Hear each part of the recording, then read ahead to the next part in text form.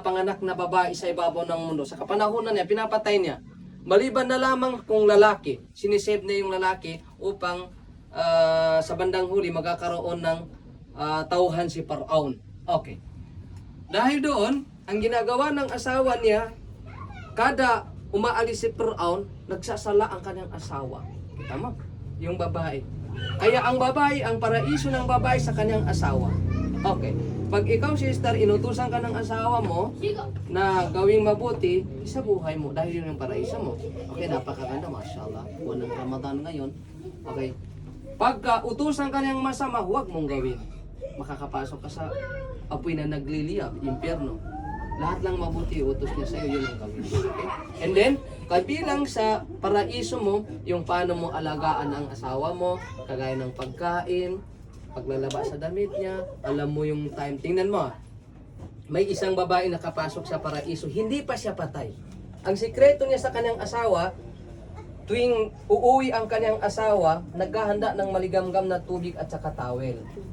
Pagka papasok ng asawa niya sa bahay, tinatanggal yung butolis ng malay mo bukas nag-viral. butolis ng damit at hinahaplusan ng maligamgam na tubig. Yun lang yung ginawa ng babae. In-upload ko kayo lahat. Tiniktok ko pa kayo ha. Ipasok ko kayo sa YouTube, di nag-viral ako. Ikaw naman, Tato. Ito Ito madagdagan ng pinakaayaw ko sahod sa lahat ko. ng kinakasal ko, huwag naman sana. Ang pinakaayaw ko talaga, Nasahod ka na. yung mga plato magkakaroon ng pakpak. Ha? Maglilipar, huwag please. Ay, ayoko.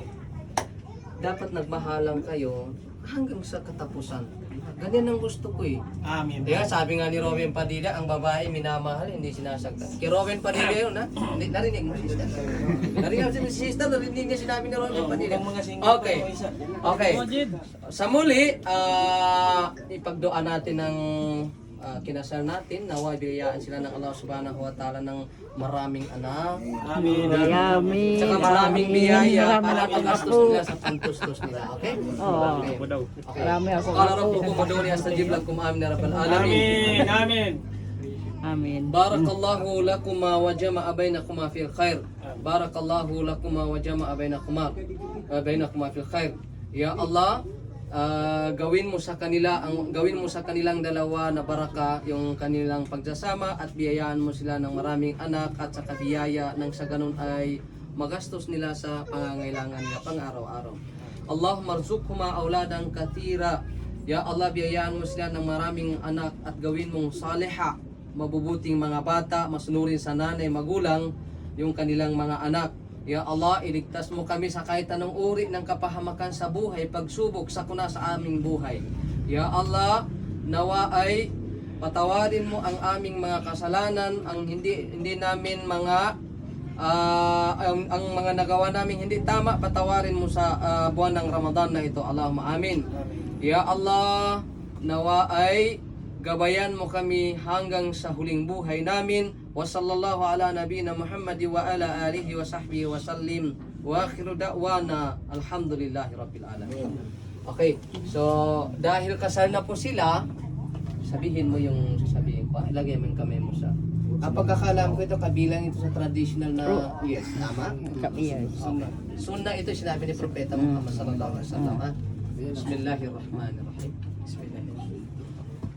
Allahumma inni as'aluka jabaltaha wa a'udzu bika min syarri ma jabaltaha. Okay, so alhamdulillah.